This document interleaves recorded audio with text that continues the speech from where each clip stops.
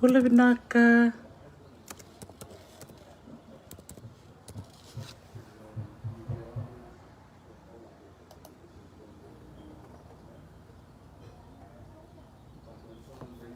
Timbula.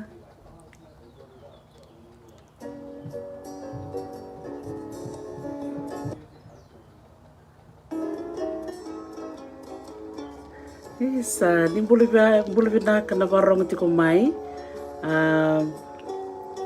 Dongan ko na bakambula leka-leka may Hawaii. Obese masarti ko na bastian may suba. Endo na turanga. Ikero na vital notiko. Turanga ngo klani sobi kemnio ni sa ndo kilambeka. No tabole menang gaise mamai. Okay. Oh.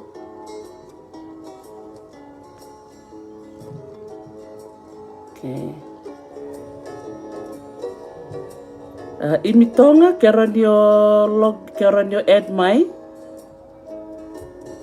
Imi dimbula binaka donga na sema gonda sema tiko ina basten mai suba. Dimbula binaka.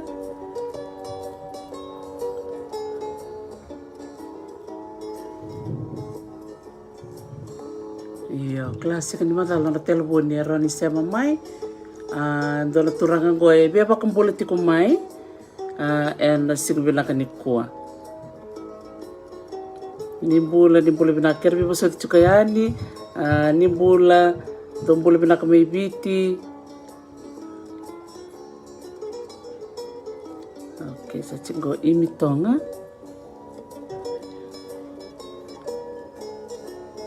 Okay. Okla email sing rombe ka dintaro sema. Na mo telefoni beka sing chukukina na bulukaw mo sema mai. Isa kerbi boso itsar chukayani. Dodor mikro bitala no kena dodor turanga sema sar chukumingo na bastian may suba. Dimbula binaka Clara Saleleawa. Iyo.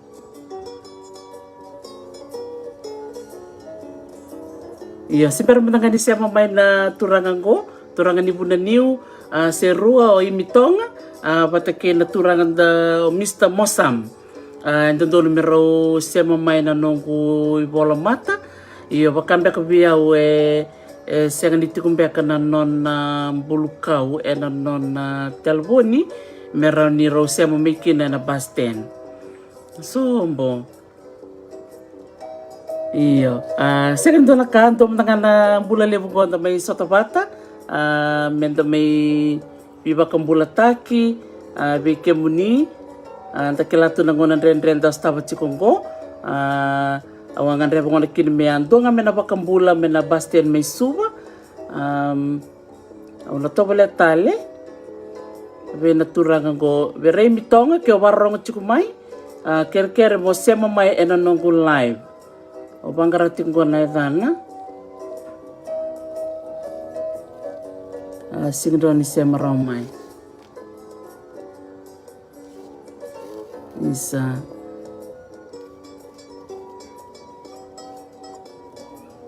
Intoma.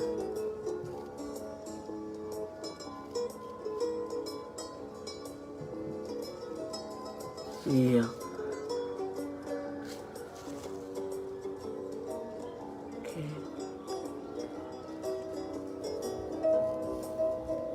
Kalau dia naruh itu rumah tidak jonasa. Beremitonga nimbula binaka. Imi kaya warong chukumai ena bastel. Ranyo tukutuk ngamai kaya ranyo siya maramay sisenga. Ako narita man tayo na nunggu Facebook ko.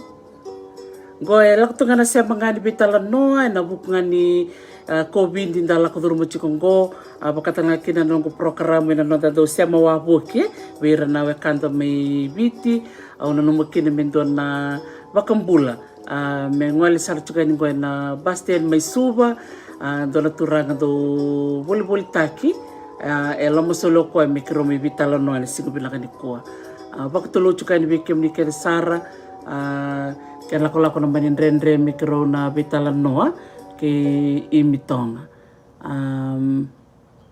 o klana rere siang beka ni narawa iya iya santo manakan na sota vinaka ni ko na reta mante sa sema ramai sisenga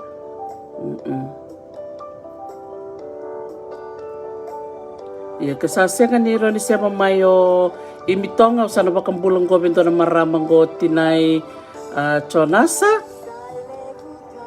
ibu vinaka tini chonasa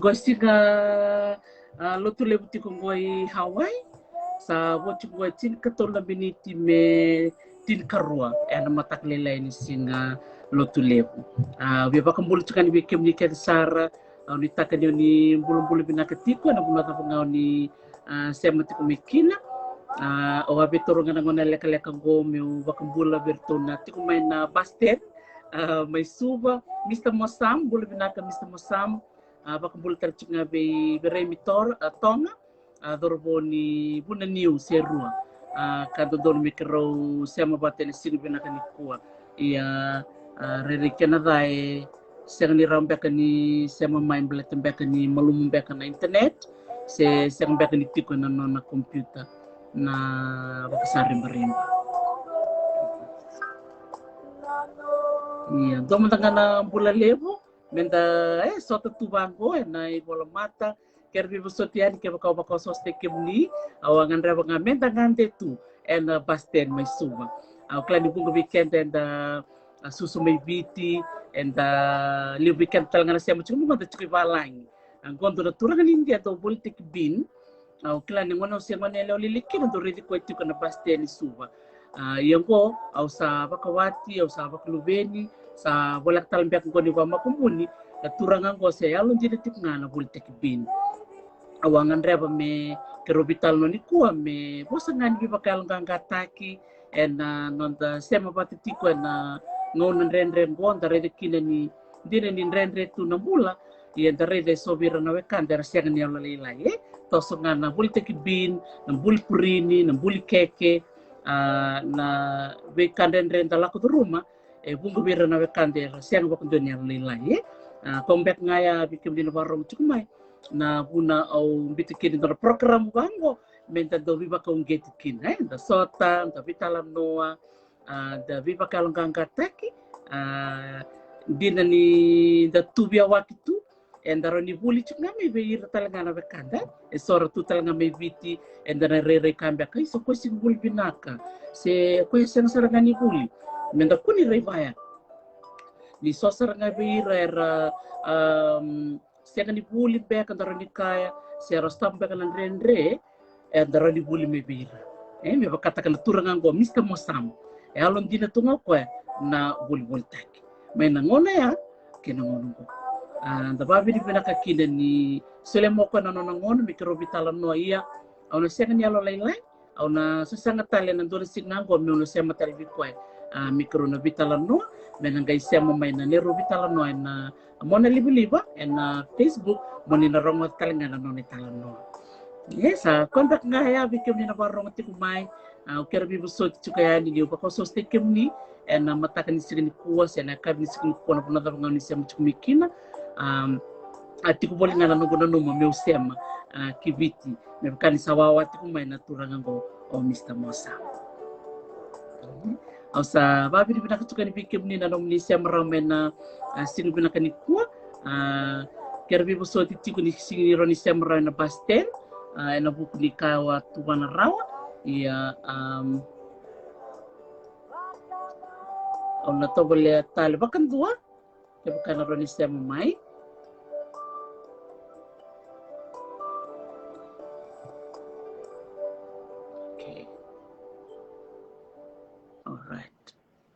satu boleh go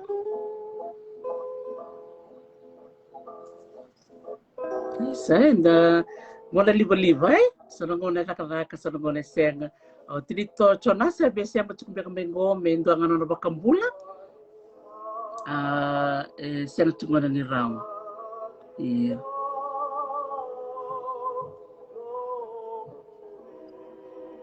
Okay. Alright. Au sana pa kumota ngayani. Belati di sandrendre na sema. Kiviti biar na bakarong chukumai.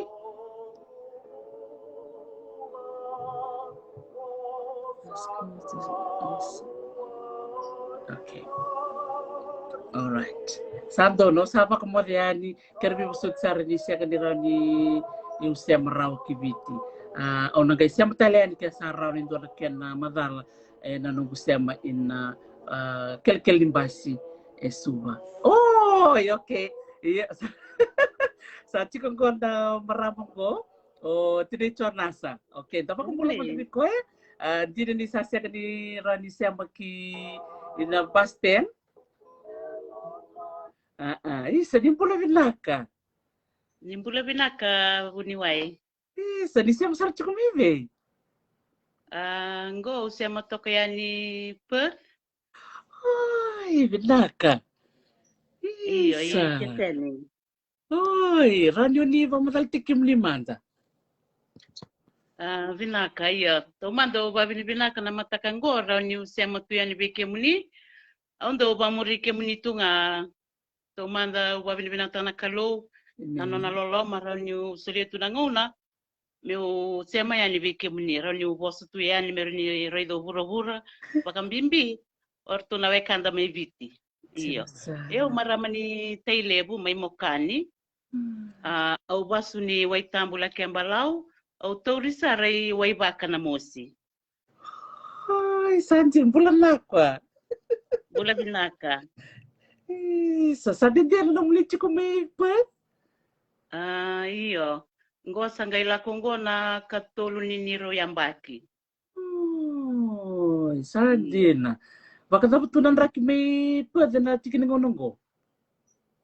Ngo ni matakalilay sabi alak tal chukumay na tikabutok may palilay ng bata-bata. Iyan ni singalibu nga sando na kata-kata. Isa. Wow, sa totoo ko makote. Untuk sarap ito nga na itamba may pet. Narabuno riribin na ka na bunonggol. Iyan, di na Sara.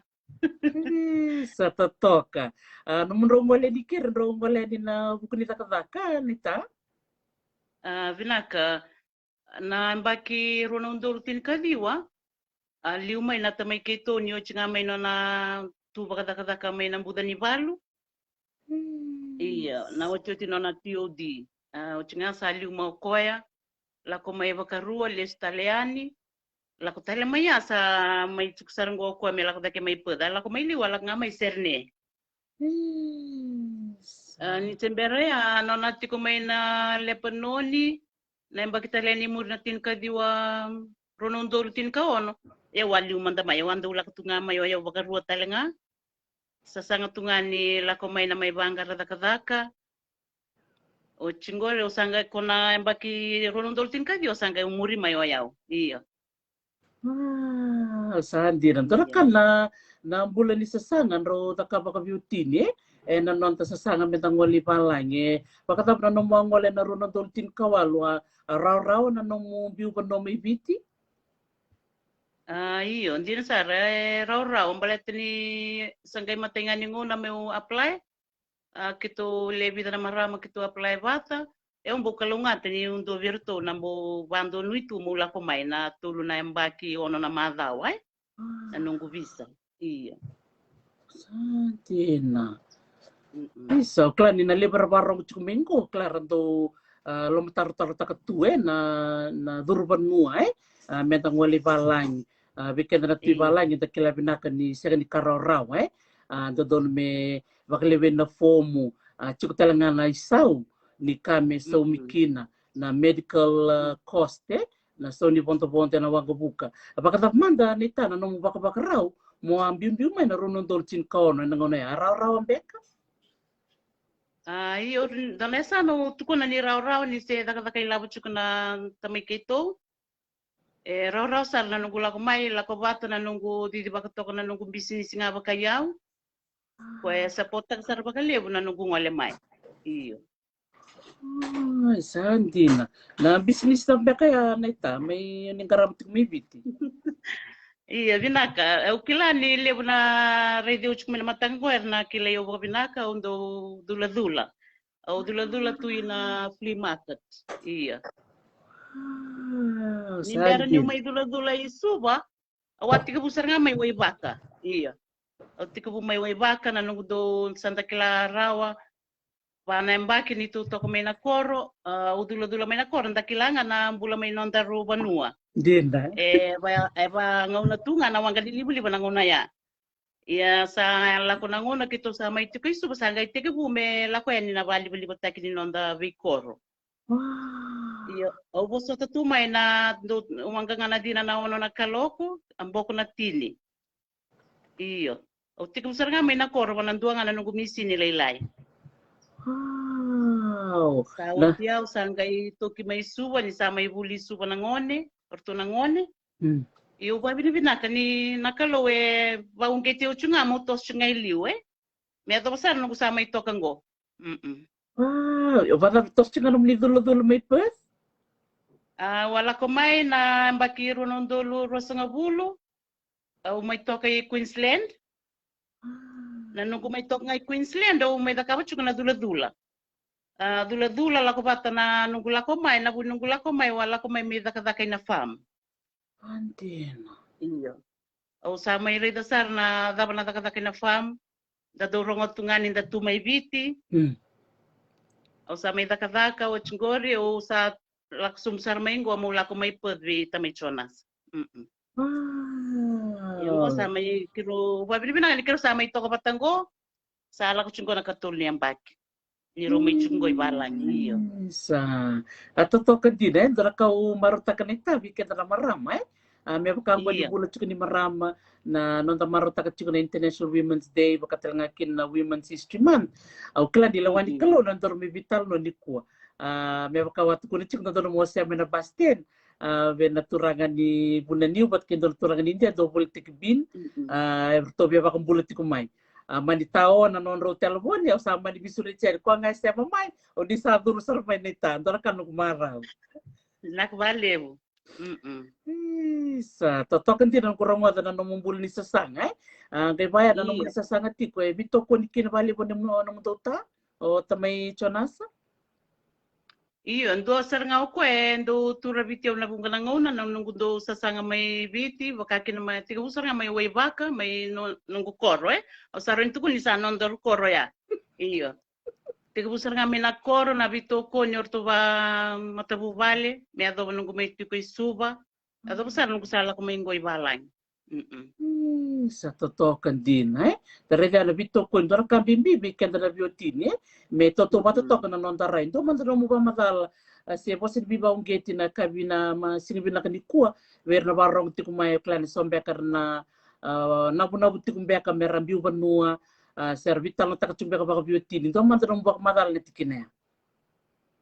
Iya, binaka o babi ni binaka na matakanikua ni raw yung bo sema tu na bata-batango. Kirondo ba muri tu nga baka biwatini iyo babi ni binaka na matakanikua ni solitubio na ngauna. Do nga nanungko bakasala bi kanda na marama andati ko may biti se anda tu ibalang sanda may tu ibalang matay o ayaw manda nga nungko rai ese nga niya libang dobio na bunu tu ya umikina.